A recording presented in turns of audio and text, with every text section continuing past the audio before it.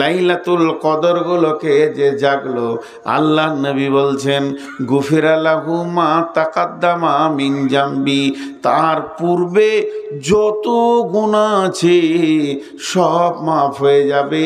আবার কারো কারো সব নয়, মিন জামবি বলতে অনেক গুনাহ মাফ হয়ে যাবে। এখন সহজ ভাষাতে দুটি কথা বলি। রবিবার থেকে রোজা শুরু, যেদিন রোজা শেষ হবে ঈদের নামাজ পড়ে নিব, গোটা মাসটা রোজা রেখে নিব, জীবনের গুনাহ মাফ। আলহামদুলিল্লাহ বলতে ইচ্ছা করলো না? দেখেন কত খুশি হয়ে গেছেন আপনারা। আমি আর একবার বলছি, কে বিড়ি ধরিয়ে দিয়েছে, বিড়ির গন্ধ আমি নিতে পারি না। আরে সুবহানাল্লাহ, পেছনেই কেউ বিড়ি ধরিয়েছে। ভাই যে বিড়ি খেয়েছিস বিড়িটা ফেল, আল্লাহ তোকে তৌফিক দেখ, জাহান্নামে যে বসে খাবি, ওখানে আগুনও পাবি বিড়িও পাবি। বিড়িটা ফেল। তোকে এখন বিড়ি খেতে মন গেল? ছি ছি ছি ছি না, এখনো বন্ধ যেতে না। এ ব্যাগ কার? আও বলে রেখে দিয়ে চলে গেছে নাকি? ভালো হলো, আমি একটা ব্যাগ পেয়ে নিয়েছি। হ্যাঁ না, বিড়ির গন্ধ একদম নিতে পারি না, এত কষ্ট হয়। এবার এখানে একটা যুক্তি কথা বলছি, রোজাতে গুনাহ মাফ, ঠিক আছে না? আর আল্লাহ রসুল বলেছেন, হাদিসটা বুখারী মুসলিমের হাদিস, পৃথিবীর কারো কাটার ক্ষমতা নাই, কোনো মুফাসির, কোনো মৌলানা, কোনো মুফতি, কোনো বক্তা কাটতে পারবে না, এটাই হাদিস, এটাই ঠিক। তাহলে সারা বছর আর নামাজ পড়ে কি হবে? চালাও, চুরি করো, বাটপাড়ি করো, বেইমানি করো, লুচ্চামি করো, রান্ডিগিরি করো, বেশ্যাগিরি করো, আর যেখানে পাবে ডাকাতি করো, সুদ খাও, লুটে লাও, লুটেরাও হয়ে যাও, যা পারবে তাই করো। আর পশ্চিম দিকে যখন রোজার চাঁদ উঠে যাবে, গোসল করে মসজিদ ঢুকে পড়ো, আর ঈদের নামাজ পর্যন্ত রোজা রেখে লাও, জীবনের গুনাহ মাফ। কি বলেন? কথা বলে না? হবে কি হবে না? আরে গুনাহ মাফ হবে রোজাতে? আপনি না বলছেন কেন? নতুন বুদ্ধি বার করছেন কেন? হবে মা, চালান, লুটালুটি শুরু করে দেন। হ্যাঁ, যে যাকে পারবে মার্ডার করে, ছিনতাই করে, টাকা পয়সা করে লাও, সুদ খেয়ে, আবার সামনে বছর রোজা রাখবে, মা সব ক্লিয়ার। বাস দেখেন, একটা হচ্ছে শর্ত, একটা হচ্ছে মাশরুত। যখন শর্ত চলে যাই তো মাশরুত অটোমেটিক চলে যাই। এই কথাটা বুঝতে পারছেন? ইজা ফাতা শর্ত ফাতাল মাশরুত। এটা শর্ত কেমন, একটা উদাহরণ দিয়ে আপনারা আমার দিকে ধ্যান দেন। আপনারা বলেছেন যে মাওলানা আপনি রমজান মাসে আমাদের এই ওয়াক্তিয়া মসজিদে তারাবি পড়ান। আমার সঙ্গে কথা হলো, কি কথা হলো, যে 30 দিনের তারাবিটা আমি পড়াবো। আপনারা বললেন যে আপনাকে ইনশাআল্লাহ 30,000 টাকা দিব, যান খুশি হয়ে। তাহলে আমার ওয়াদা তারাবি পড়াবো, আপনাদের ওয়াদা টাকা দিব, দুজন ওয়াদাতে দায়বদ্ধ হয়ে গেলাম। আমি একটাও তারাবি পড়াইনি, একটাও পড়াইনি। ঈদের দিনে টাকা নিতে এসেছি, যে আমার সেই 30,000 টাকাটা। তখন আপনাদের কমিটি বলছে আপনি যে তারাবি পড়াননি, আমি নাই ওয়াদা খেলাপ করেছি, তোমরা কেন করো? হিসাবটা মিলছে না। আমি নাই বেঈমান হলো তো তুমিও বেঈমান হয়ে যাবে আমার দেখা দেখে। তোমরা ইমানদার থাকো, টাকা দাও। আচ্ছা হবে? বলেন হবে? ওয়াদা আমি খিলাফ করেছি, এই জন্য আপনার ওয়াদা খিলাফ হচ্ছে না। আমি যখন নামাজটা পড়ালাম না, অটোমেটিক তখনই টাকাটা আমার বাতিল হয়ে গেল। ওই নামাজের ওপরে শর্ত ছিল, তেমনি রোজার দুটি শর্ত আছে, এটা আমরা খেয়াল করি না। আল্লাহ রসুলের ভাষাটা দেখেন, দুটি শর্ত আছে। বিসমিল্লাহির রহমানির রহিম, আমার আঙ্গুলের দিকে তাকান, হাতের দিকে। মানসামা রামাজানা ঈমানাও, একটা শর্ত হলো ওয়াহিতেসাবা। এই দুটি শর্তের পরে নবীজি বলছেন গুফিরা লাহু মা তাকাদ্দামা মিন জামবি। যার রোজাতে ঈমান থাকবে, ইহতিসাব থাকবে, ওই রোজাটাতে গুনাহ মাফ হয়ে যাবে। এটা কি বলেন? কি? পানি। আপনারা বললেন পানি, আমি মুখে দিচ্ছি, আমি জানি এটা পানি নাকি। এটা যদি আমি বলি শরবত, তাহলে আপনারা চোখে দেখতে পেয়েছেন না, কিন্তু চিনি মিশানো আছে। কথাটা বোঝাতে পারলাম? চোখে দেখতে পেয়েছেন না, কিন্তু চিনি মিশানো আছে। তা ওই রকম ধরনের রোজাতে দুইটা জিনিস মিশানো থাকবে, তবেই তার নাম রোজা হবে। যে জিনিসে দুটো জিনিস নাই, যে পানিতে চিনি নাই, লেবুর রস নাই, ওটা শরবতই নয়, ওটা শরবতই নয়, ওটা শরবতই নয়। যে রোজাতে দুটো জিনিস নাই, যে রোজাতে দুটো জিনিস নাই, যে রোজাতে দুটো জিনিস নাই, ওটা রোজাই নয়, ওটা রোজাই নয়, ওটা রোজাই নয়। কথাটা বোঝাতে পারলাম? এবার সেই দুটো জিনিস শুনেলেন, একটা হলো ঈমান, একটা কি হলো? ঈমান। আমরা সকলে বলি একটা কি হলো? ঈমান। সেই ঈমানটা কেমন?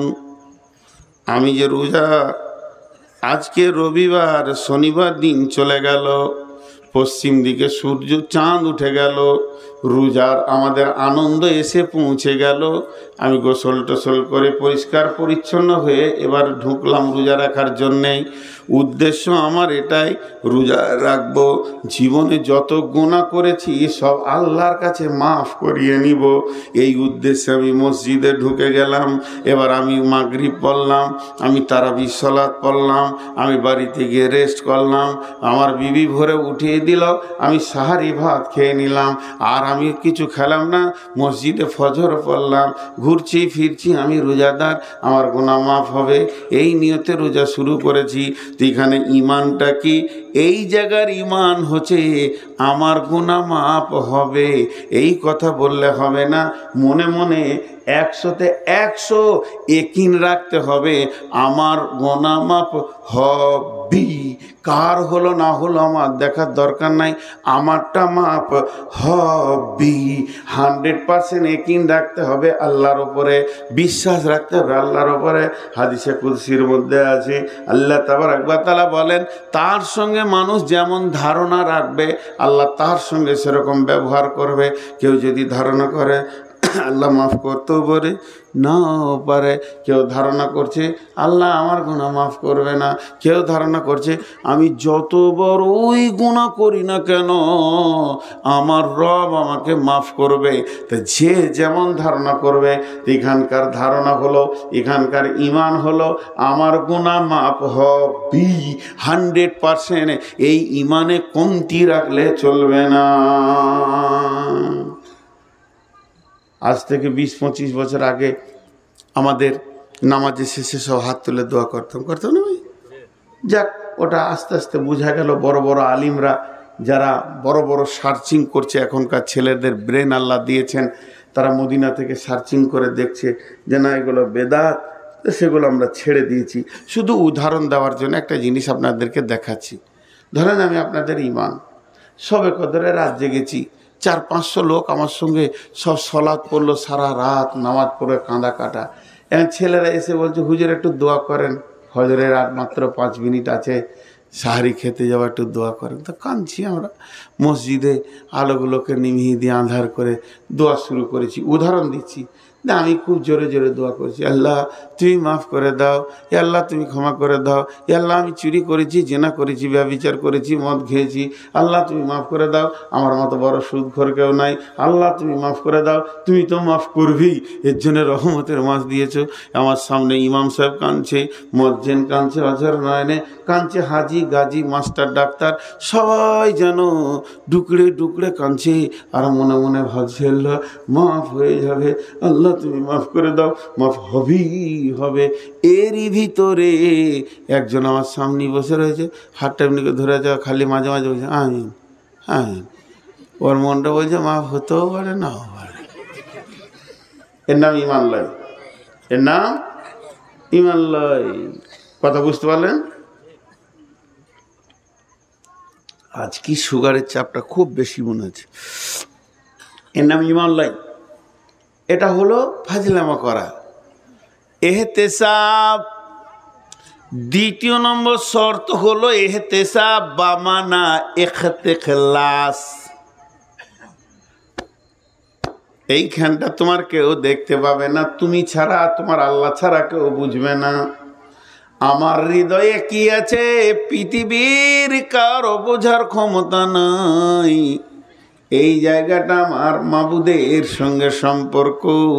তুমি তোমার হৃদয়কে একবার জিজ্ঞেস করো, তুমি কেন রোজা রেখেছ? টিউ দেখেছেন? বাইসাইকেলের টিউ দেখেছেন? আহা, একটা টিউ এনে জালসা করা দরকার ছিল। বাইসাইকেলের টিউ দেখেননি? তা তো লেটে কেন হ্যাঁ বলছেন ভাই? আমার রুগী আমি, আপনারা তো নন। তো একবার সকলে বলেন, একটা বাইসাইকেলের গোল টিউ, নতুন টিউ দেখেছেন? মাশাআল্লাহ। ওই টিউয়ে একটা নজেল আছে, ওই নজেলে সিরিঞ্চি বা পাম্পার লাগিয়ে দিয়ে মারলেই ওটা পাম্প হয়। একজন ভালো ব্রেনিয়ান ছেলে, আপনার গোপালপুরে ঘাটা নাম, গোপালপুরে অত ব্রেনিয়ান ছেলে কেউ নয়, ও বৈজ্ঞানিক হবে। একটা নতুন টিউ নিয়ে এসে নজেলে সিরিঞ্চিটা দিয়ে মারছে, আর ফাঁস মারছে, আর 1.5 ঘন্টা চালিয়ে ক্লান্ত হয়ে গেছে, পাম্প হচ্ছে না। তা একটা মুরব্বি পার হয়ে যাচ্ছিল, বলছে দাদু পাম্প হচ্ছে না। কই, টিউ তো নতুন। লাঠি করে নেড়ে দেখছে নজেলের পাশে 1 ইঞ্চি কাটা। তখন ও বলছে তোর টিউ যে কাটা রে ভাই, বলছে আমিই কেটেছি। আচ্ছা, ও বৈজ্ঞানিক হবে না? নিজের হাতে টিউ কেটে পাম্প দিছে, এর থেকে আর ব্রেনিয়ান ছেলে কে আছে?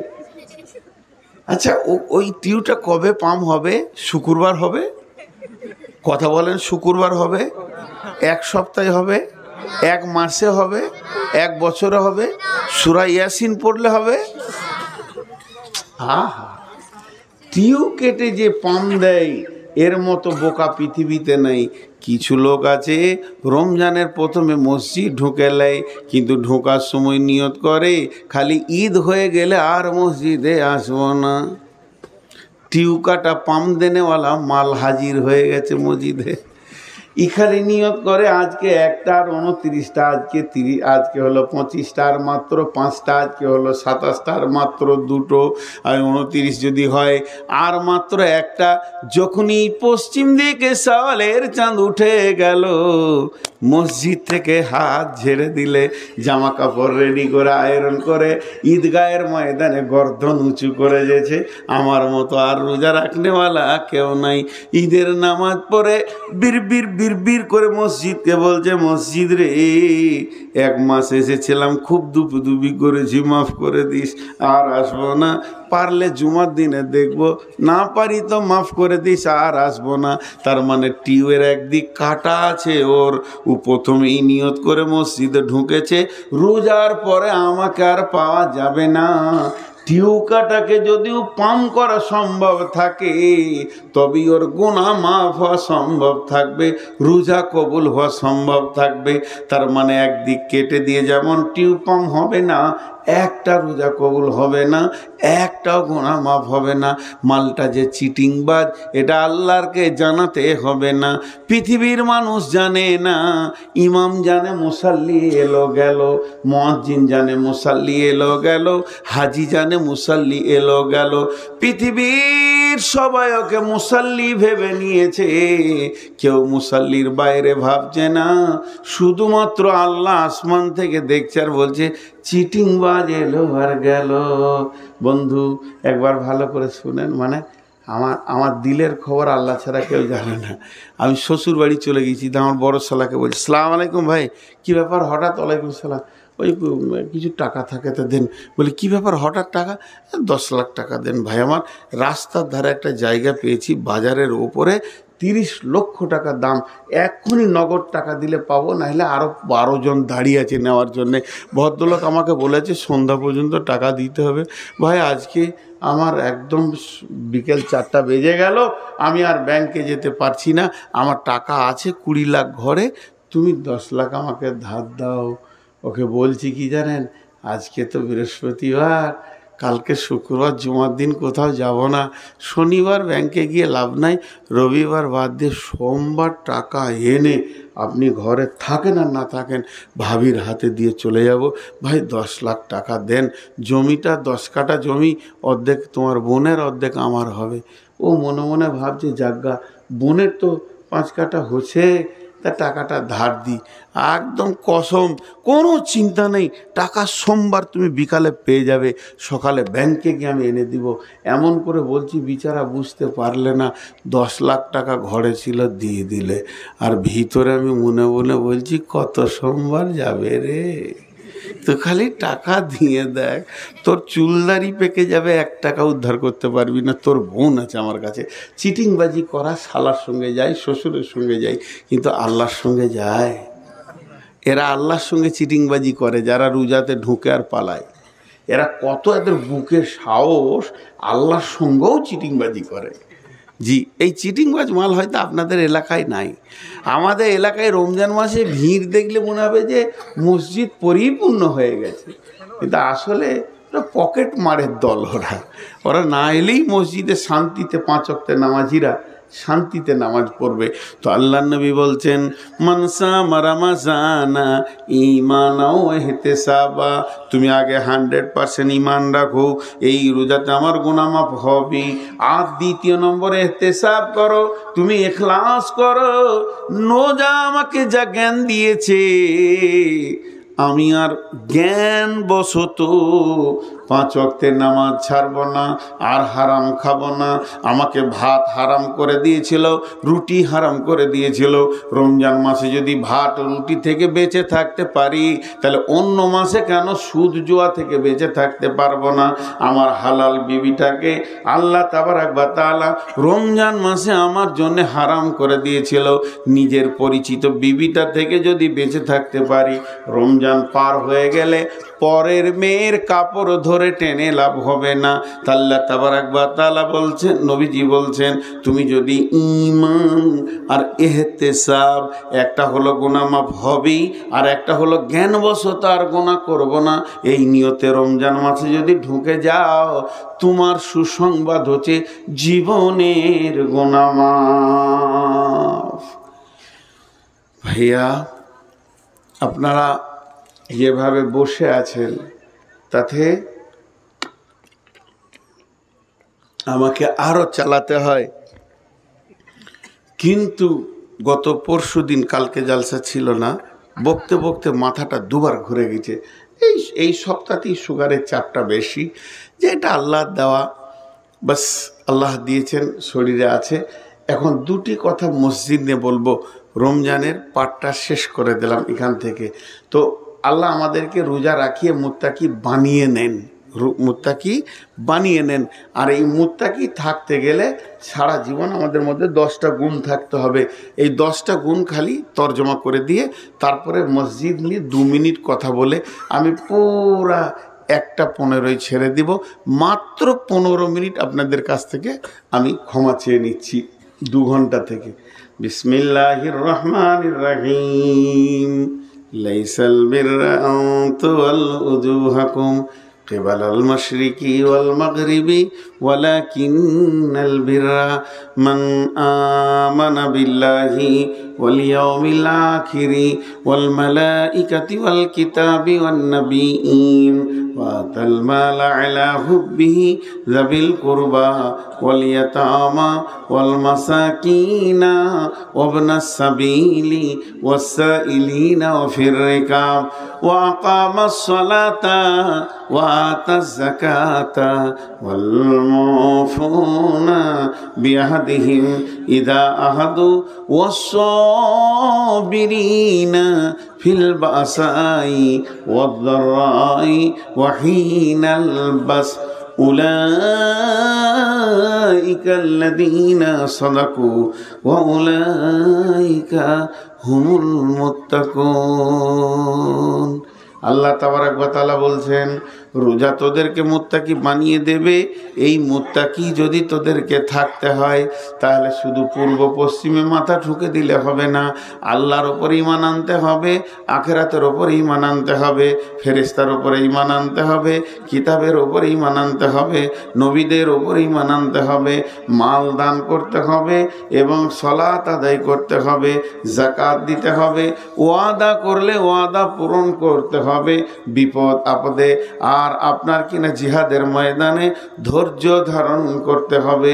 এই 10টা গুণ যার ভিতরে আছে, এই 10টা গুণে যে লোকটি গুণান্বিত, আমার আল্লাহ বলছেন উলাইকাল্লাযীনা সাদাকু, এরাই হলো প্রকৃত সত্য, ওয়া উলাইকা হুমুল মুত্তাকুন, এরাই মুত্তাকি। আমি আপনাকে একটা ফুল গাছ দিলাম, সেই গাছটাকে রাখবেন কিভাবে? টবে রাখতে হবে, পানি দিতে হবে, ছায়াতে রাখতে হবে, মরা পাতা ভাঙতে হবে, তাকে ছাঁটতে হবে, জোর সার দিতে হবে, তবেই সেটা থাকবে। তাহলে রোজা রাখলে মানুষ মুত্তাকি হয়ে যায়, মুত্তাকি আল্লাহ বানিয়ে নেন।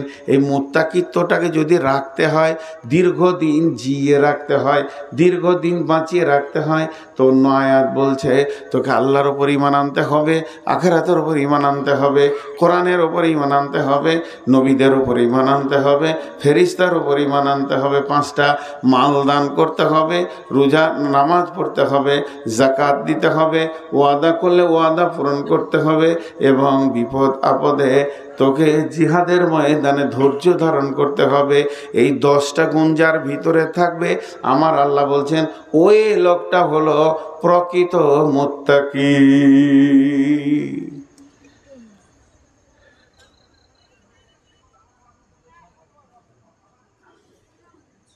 10টা বলে দিলাম, মুত্তাকির চ্যাপ্টারটা শেষ করে দিলাম, আমার মাথাটা ঘুরে গেল। মুত্তাকির চ্যাপ্টারটা শেষ করলাম, আর 10টা মিনিট আমি কষ্ট হলেও চালাচ্ছি, আল্লাহর ওয়াস্তে একজনও উঠবেন না। বিসমিল্লাহির রহমানির রহিম।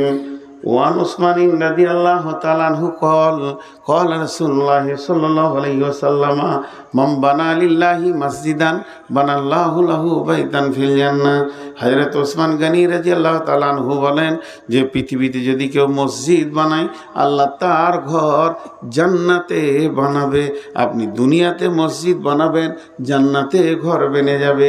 আল্লাহ কোরআনে বলছেন ও আন্নাল মাসাজিদা লিল্লাহি ফালা তাদউ মাআল্লাহি আহাদা। মসজিদ হলো আমার ঘর, ওখানে আমাকেই ডাকবে, মসজিদে গিয়ে তুমি অন্য কাউকে ডাকবে না।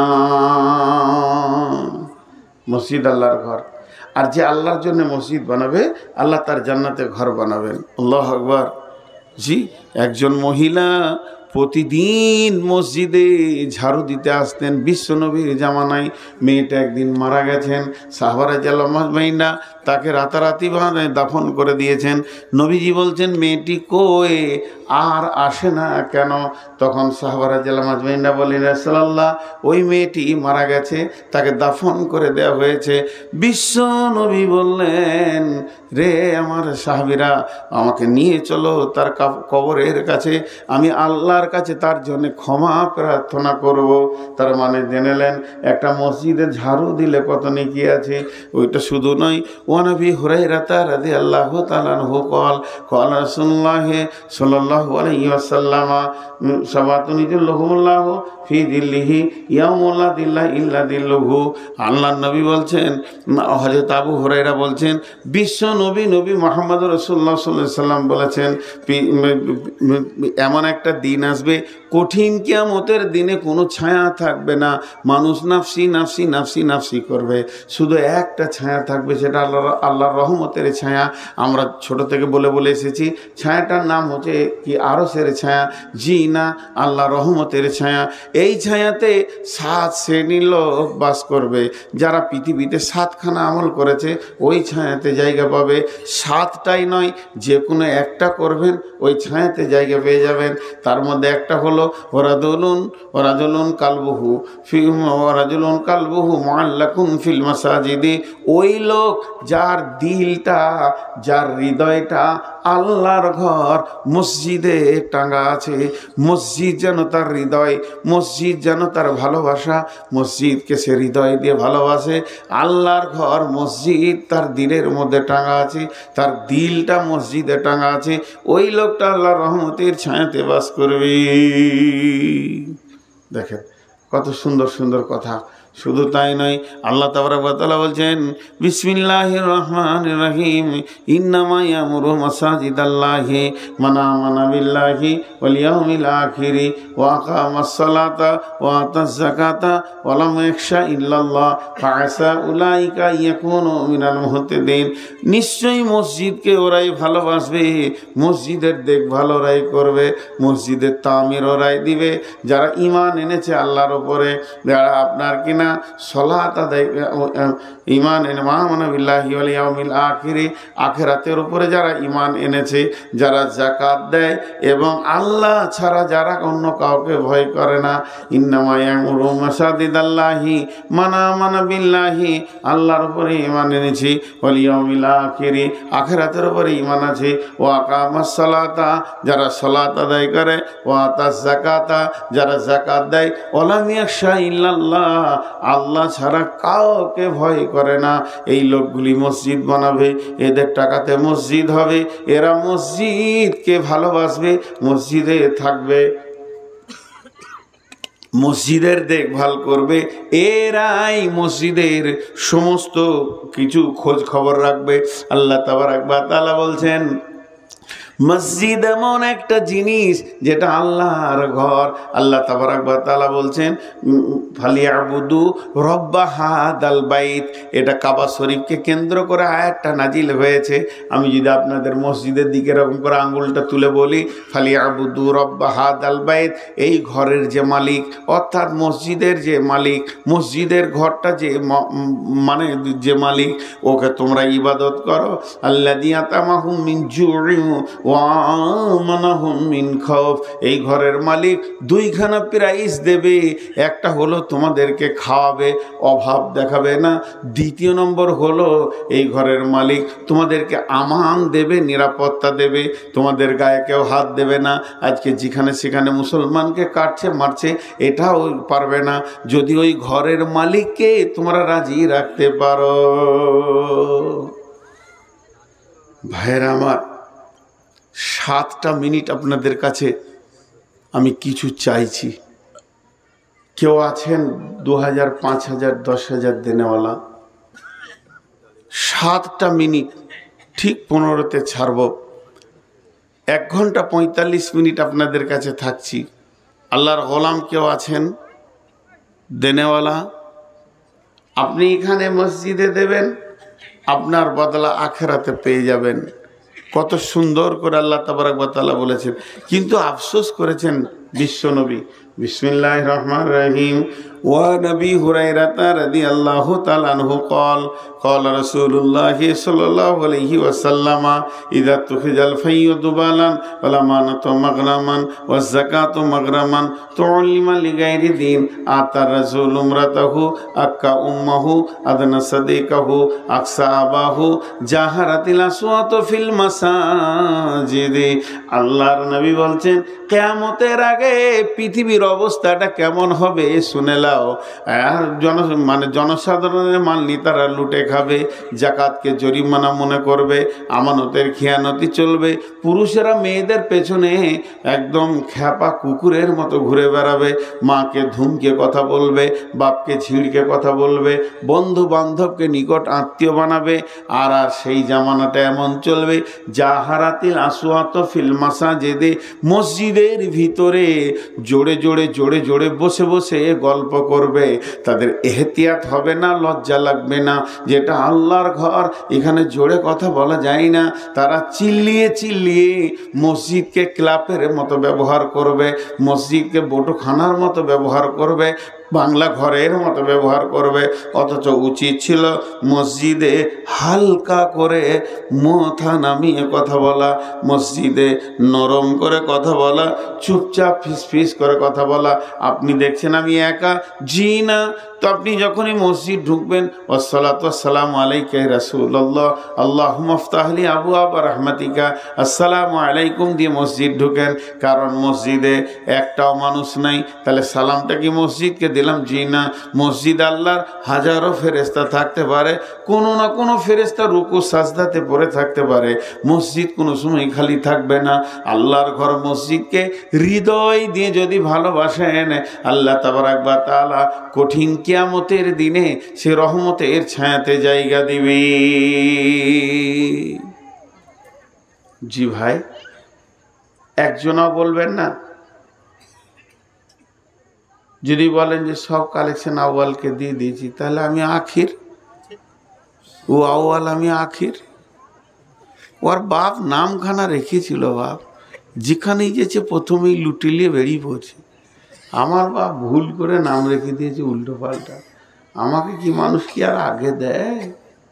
জি ভাই, কেউ আছেন আল্লাহর গোলাম? এত বলার পরেও একজনে দিচ্ছেন। হ্যাঁ হ্যাঁ, যদি কেউ বাকি থাকেন তো দেন, বাকি না থাকেন তার আপনাদেরকে কি বলবো। 5,000 টাকা করে নাজিম, নাজিম 5,000 টাকা লিখেন। দেখেন নাজিম দেখলে যে অপমান হয়ে যাবে, তো মান সম্মানটা রাখি যাক 5,000। আর কেউ আছেন ভাই আমার? আর কেউ আছেন? হ্যাঁ, সাবদুল শেখ 5,000 টাকা। মাশাআল্লাহ, দুইজন হলো। আপনাদের দিকে তো অনেক রাত পর্যন্ত লোক থাকে। আমাদের বর্ধমানে 11টাই শেষ। সেলিম শেখ 5,000। কিরে বা কত? 200 টাকা আর নাই। যাক, মান সম্মান রেখেছিস, যা ভর। 200 টাকা। সেলিম শেখ 5,000। আমাদের বর্ধমানে 11টাই জালসা শেষ হয়ে যায়, 11টা 12টা বাস। আপনারা বেশ ধৈর্য ধরে রয়েছেন। তবে আপনাদের থেকে আপনাদের মহিলারা বলিষ্ঠ বেশি, মুখ বন্ধ হয়নি, সমাদে চালিয়ে যাচ্ছে। কি করে সংসার করছেন বা, কঠিন জিনিস। হ্যাঁ, মুখ লয় সেলাই মেশিন। হ্যাঁ, খিচি খিচি কিছু চলতেই আছে। আমি যতক্ষণ বায়ন করছি ওরাও ততক্ষণ বায়ন করছে। কি শুনলো আল্লাহ জানে। জি ভাই, আর কেউ আছেন? 5,000 করে 3 জন হয়েছে, 10 জন দেন কমসে কম। আর কেউ আছেন 5,000 দেনেওয়ালা? আল্লাহর গোলাম, রসুলের উম্মত। জি ভাই, আচ্ছা আর একবার চাদর ভরে দেন, আর একবার এদের ভিতরে চাদর দেন। জি, এই তোমরা লাইভ দিবে নাকি? রেডি করো, আমি বলে দিই এখন। জি, এতে হবে তো? ঠিক আছে, চাদরটা ধন ভাই। আপনারা 2 মিনিট উঠিয়ে না, আর একটা চাদর দেন এইদিকে। হ্যাঁ, খোকন 2000। আর একটা চাদর এইদিকে চটচট করে ঘুরেলেন। মা বোনের ভিতরেও কালেকশন করেন। ভাই, আমি একটা শেষকালে 2টি কথা বলছি, একটু ধ্যান দিয়ে শুনেন। মক্কা মদিনা, গোটা কোরআনটা মক্কা মদিনায় নাজিল হয়েছে। কোরআন এমন একটা জিনিস, আল্লাহ তাবারাক ওয়া তাআলা এই কোরআনের জন্য 2টি শহরকে কবুল করেছেন। হ্যাঁ, নওয়াজ শরীফ 10,000 টাকা। দেখেন, পাকিস্তান থেকে চলে এলো। আল্লাহু আকবার, পাকিস্তানের প্রধানমন্ত্রী। তাই আমার কাছে 1 মিনিট শুনেই, গোটা কোরআনটা নাজিল হয়েছে মক্কা মদিনায়। অতএব মক্কা মদিনাতেই ইসলামের ইতিহাস মক্কার মদিনার মাটির সঙ্গে সম্পৃক্ত, জড়িত। 1 মিনিট ধ্যান দেন। ওরা কালেকশন করছে, টাকাটা দিয়ে দেন, আমার দিকে ধ্যান দেন। তো মক্কা মদিনা মানুষ 2 ভাবে যায়। আবার যারা মেধা ছেলে তারা সেখানে পড়তে যায়, তারা আবার আমাদের থেকে আরো ভালো জানেন, বোঝেন। 2 ভাবে যায়, মানে হয় উমরায় যায়, না হয় হজে যায়। হজ উমরা কিন্তু একটা ইবাদত। এখন হজ আর উমরাকে নিয়ে প্রতিটি গ্রামে গলিতে গলিতে এজেন্টের শেষ নাই। যে একবার উমরা করে আসছে সে তার পরের দিন এজেন্ট হয়ে যাচ্ছে। আর তাকে যদি জিজ্ঞেস করা হয় যে আরাফাত মানে কি, মুজদালেফা মানে কি, মিনা মানে কি, কাবা শরীফটার কি ইতিহাস জানে না। বিধায় যদি কেউ হজ বা উমরা করতে চান আমার নাম্বারে যোগাযোগ করবেন। আমি এই 2 বছর থেকে নিজে ট্রাভেলস করে মানুষকে সাথে নিয়ে যাই। আমার 2টি গ্রুপ যাবে, একটা রোজার পর, একটা মানে কোরবানির নামাজের পর, একটা ঈদের নামাজের পর, একটা ঈদুল আজহার পর। যে কোনো গ্রুপে আসতে পারেন। টাকা পয়সা ছাড়া তো কোনো ইবাদত হয় না, কিছু ইবাদত আছে। এই জন্য আল্লাহ তো কোরআনে বলে দিয়েছেন মানিস্তাতা ইলাইহি সাবিলা, যদি তোমার সেই রাস্তার ক্ষমতাটা এসে যায় তুমি যাও। আবার অনেক আলিম বলছে ওয়াতিম উমুল হজ্জা ওয়াল উমরাতা, হজ এবং উমরাকে পুরা করো। বিধায় হজ উমরা একটা ইবাদত। আপনাদেরকে বারবার বলছি, যেতে চাইলে আমার নাম্বারে যোগাযোগ করবেন। আর ইনশাআল্লাহ সাদা বাঙালিয়ানা খাবার হবে, ভালোভাবেই যাবেন। কিন্তু একটা কথা বলি, যেমন টাকা তেমন খরচ। আজকে কম্পিউটারের যুগ, হোটেলের ভাড়া কত, প্লেন ভাড়া কত দেখে নিতে পারবেন। 3টে আছে, একটা 90,000, একটা 1 লাখ, 1,10,000। 1,10,000 যিনি দেবেন তিনি 90, তো 90ওয়ালা তো ওর মতো হতে পারবে না। প্লেন নর্মাল হয়ে যাবে, হোটেল নর্মাল হবে। 1,10,000 দেবেন, সে একটু আপারে থাকবেন। বিধায় 3টে প্যাকেজ আছে, যে প্যাকেজে ইচ্ছা আপনি ঢুকতে পারেন। হজ বা উমরা করলে আমার সঙ্গে যোগাযোগ করবেন। ওই ধারটা যাও বাবু, এই ধারটা, ওই ধারে বসে আছে, ওই ধারটা হয়নি। যাই হোক, আপনাদের সামনে আমি বারবার বলছি, হজ বা উমরা করলে আমার নম্বরে যোগাযোগ করুন। এই ধারটা যান, এই ধারটা, ওই যেখানে কটা লোক বসে আছে। মাশাআল্লাহ, 5,000, 10,000 একটা হয়েছে, 5,000 করে 3টে হয়েছে। 5,000 আর একটা হোক, জোড়া হয়ে যাবে। আর 2 মিনিট দেখি। আর একটা কেউ আছেন 5,000 দেনেওয়ালা? জি ভাই, 5,000 দেনেওয়ালা আর কেউ আছেন? একটা আল্লাহর গোলাম রসুলের উম্মত, 5,000 দেনেওয়ালা আর একটা কেউ আছেন? একজন।